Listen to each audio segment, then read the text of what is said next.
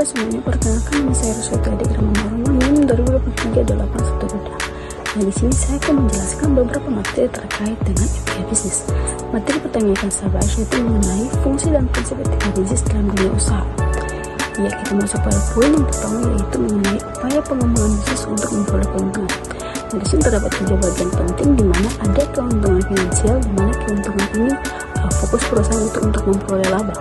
Yang kedua ada keuntungan finansial di mana fokus perusahaan itu untuk mencapai kepuasan kerja untuk karyawan. Sedangkan yang ketiga itu ada keuntungan sosial di mana perusahaan berusaha untuk mendapatkan kepercayaan dari masyarakat khususnya untuk stakeholder. Ya, poin yang kedua mengenai pemegang kepentingan utama dalam bisnis. Jadi siapa saja yang termasuk dalam stakeholder? Yang pertama itu ada pemilik. Pemilik di sini terbagi menjadi 2 lagi, di mana ada wira swasta dan juga pemegang saham. Yang kedua itu ada karyawan. Nah, karyawan juga terbagi atas 2, di mana itu ada karyawan perusahaan yang bertugas untuk mengorganisir perusahaan, dan yang kedua ada manajer.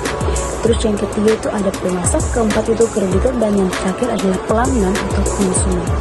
Selanjutnya kita masuk pada peran dari etika bisnis.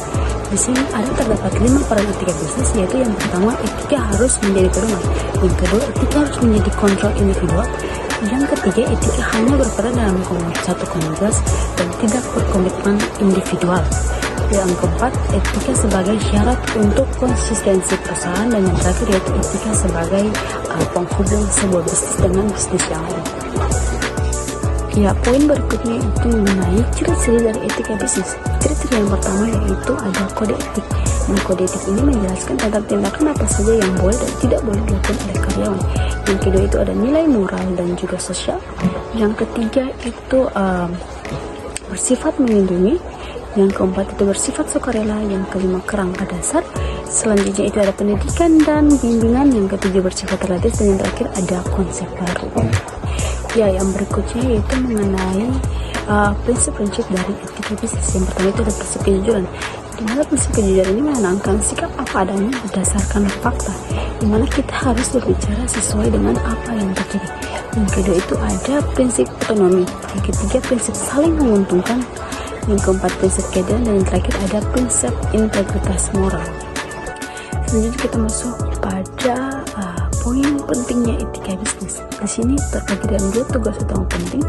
Yang pertama yaitu untuk mencari cara menyelaraskan atau menyamakan strategi suatu bisnis dengan tuntunan moralitas. Yang kedua untuk memberikan pemahaman kepada masyarakat bahwa suatu bisnis tidak dapat dipisahkan dari etika. Ya, kita masuk pada poin yang terakhir. Di sini poin yang terakhir yaitu mencakup tentang aspek-aspek dalam etika bisnis. Di sini terdapat etika bisnis produksi, di mana etika bisnis produksi ini bertujuan untuk memproduksi suatu barang. Yang kedua ada etika bisnis pemasaran dan promosi, di mana bertugas untuk mempromosikan suatu produk. Yang ketiga ada etika bisnis distribusi, dan yang terakhir itu ada etika bisnis dalam kompetisi.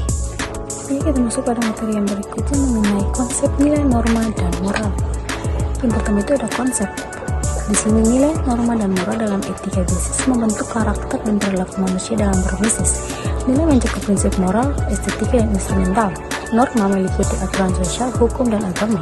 Sedangkan moral berkaitan dengan moralitas dalam berbisnis serta mempertimbangkan tindakan dan keputusan berdasarkan nilai-nilai dan norma yang berlaku.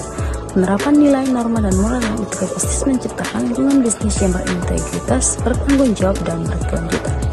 Kita masuk pada pengertian nilai, norma, moral menurut para ahli. Menurut Schwartz tahun 1992, nilai adalah prinsip yang abstrak yang memandu perilaku dan keputusan manusia. Norma menurut Parsons, norma adalah standar-standar yang diterima dan diikuti oleh anggota masyarakat. Sedangkan moral menurut Kant dan Aristoteles moral adalah prinsip-prinsip yang universal dan objektif yang mengatur perilaku. Moral juga adalah kebajikan yang memungkinkan seseorang untuk mencapai kebahagiaan dan kebaikan. Ya, kita masuk pada poin hubungan antara nilai, norma, dan moral dalam etika bisnis. Di sini terdapat 3 poin, yaitu yang pertama nilai sebagai landasan etika bisnis. Nilai dalam etika bisnis adalah prinsip-prinsip moral dan filosofis yang menjadi landasan bagi tindakan dan keputusan bisnis. Yang kedua ada norma sebagai panduan etika bisnis.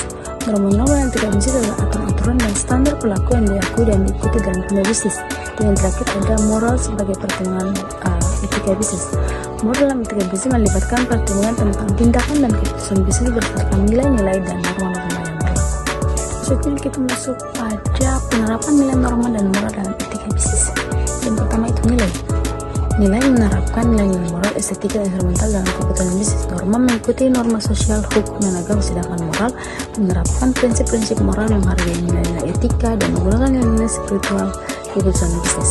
Contoh implementasinya untuk nilai yaitu menerapkan kejujuran, integritas, dan bertanggung jawab dalam keputusan bisnis. Yang kedua, norma implementasi itu menghormati hak-hak konsumen, mematuhi peraturan perundang-undangan, dan menghormati nilai agama. Sedangkan moral yaitu menghindari tindakan yang merugikan orang lain serta mempertimbangkan dampak sosial dan menghormati hak asasi manusia.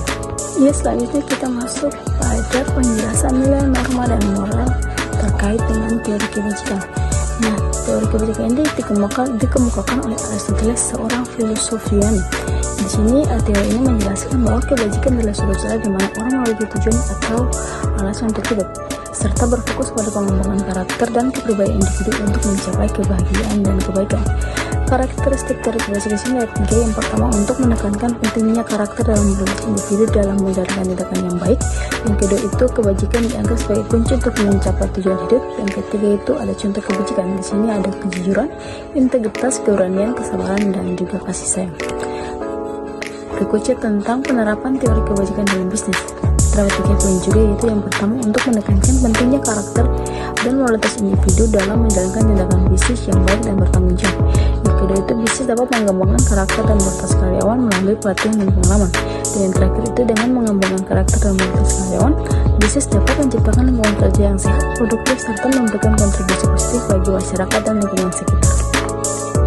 Poin berikutnya mengenai pelanggaran terhadap nilai norma dan moral dalam etika bisnis di Indonesia. Yang pertama itu ada korupsi. Korupsi di sini merupakan pelanggaran terhadap nilai norma dan moral dalam etika bisnis. Korupsi merugikan negara dan masyarakat serta merusak citra bisnis Indonesia. Yang kedua ada pelanggaran HAM. Yang ketiga ada penipuan dalam etika bisnis. Yang keempat ada pelanggaran hak kekayaan intelektual atau haki. Dan yang terakhir ada pelanggaran norma sosial dalam etika bisnis. Kita masuk pada materi lingkungan, budaya, organisasi, dan tanggung jawab sosial perusahaan atau CSR. Yang pertama itu ada pengertian dari lingkungan bisnis.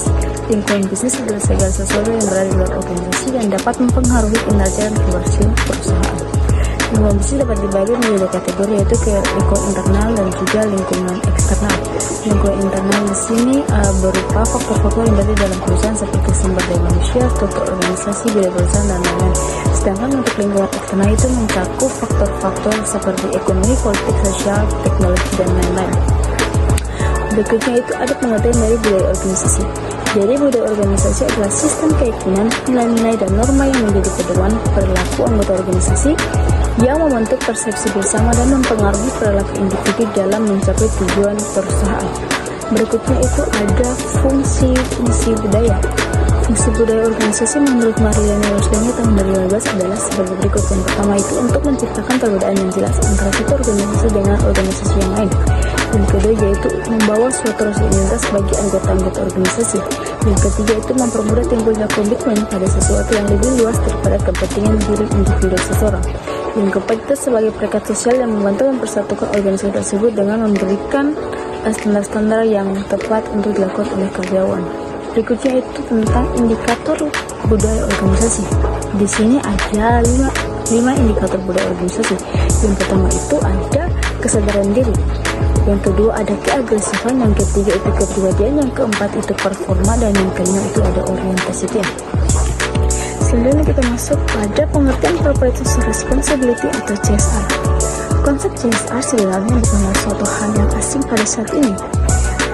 Konsep CSR ini merupakan tanggung jawab perusahaan, di mana perusahaan bukan hanya bertanggung jawab untuk lingkungan perusahaannya sendiri, namun untuk juga masyarakat. Jadi, CSR ini merupakan operasi bisnis yang berkomitmen tidak hanya untuk meningkatkan keuntungan perusahaan secara finansial, melainkan pula untuk pembangunan sosial ekonomi dan kawasan secara holistik, melembaga dan berkelanjutan.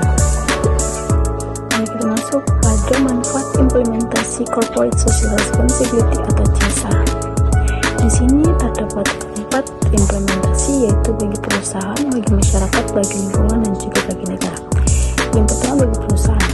Contohnya dapat memberikan image yang positif dari masyarakat sekitar lingkungan perusahaan. Yang kedua, bagi masyarakat, yaitu terbukanya lowongan pekerjaan di setiap pabrik atau perusahaan.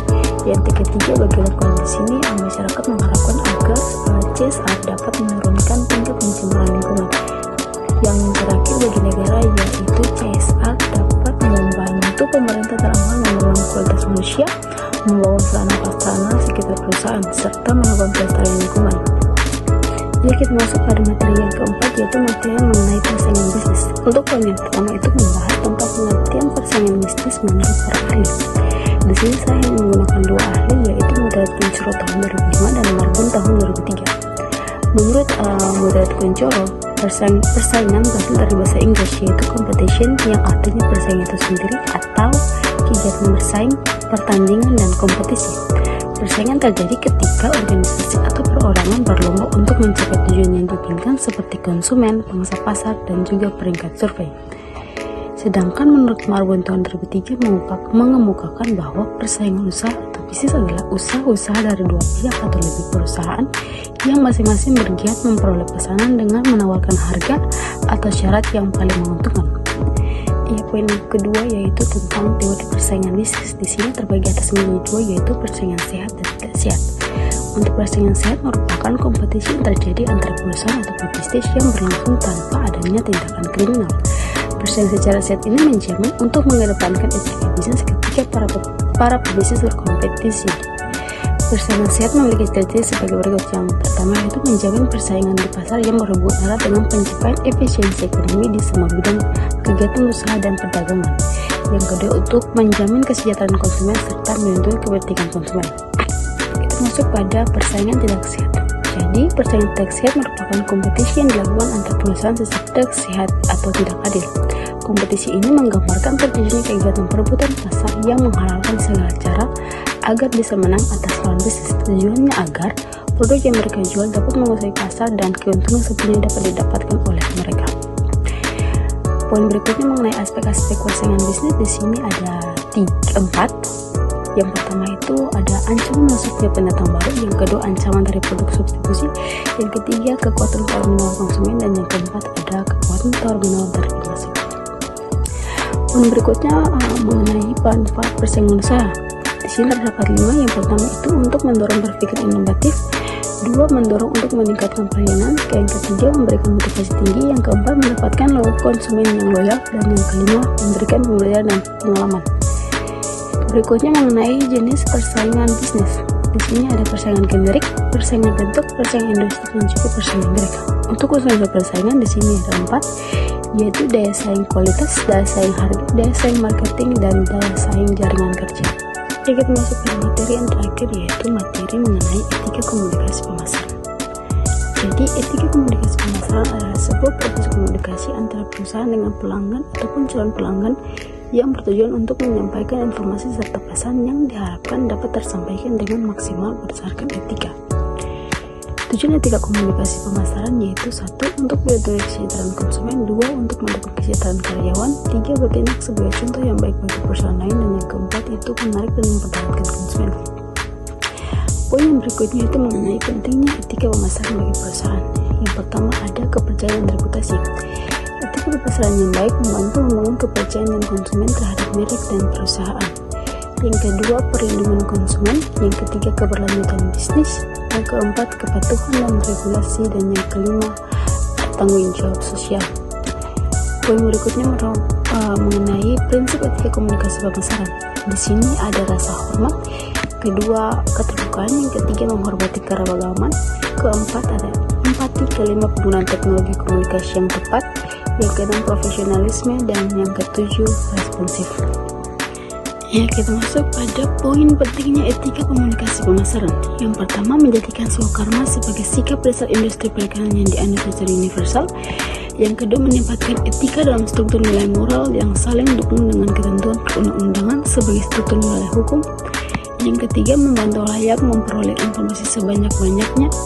Yang keempat, mengukuhkan paham kesetaraan gender bukan sekadar persamaan hak, perlindungan, ataupun pemberdayaan terhadap perempuan. Yang kelima, perlindungan terhadap hak-hak dasar anak. Yang keenam, menutup ruang gerak bagi eksploitasi dan pemanfaatan pornografi dan perikanan. Yang ketujuh, membuka diri bagi kemungkinan terus berkembangnya isi, ragam, pemeran, dan wahana perikanan. Serta yang terakhir, dukungan bagi segala upaya sah dan wajar untuk dapat meningkatkan belanja per kapita periklanan nasional. Kita masuk pada poin yang terakhir, yaitu poin mengenai dampak negatif tidak menerapkan etika pemasaran. Di sini ada kerugian reputasi. Yang kedua, ada hilangnya kepercayaan konsumen ketika perusahaan tidak mengedepankan etika. Yang ketiga, dampak hukum dan sanksi. Yang keempat, ada penurunan loyalitas pelanggan. Dan yang kelima, ada dampak negatif pada karyawan dan budaya perusahaan. Demikian materi yang dapat saya sampaikan. Kurang dan lebihnya saya mohon maaf. Sekian dan terima kasih.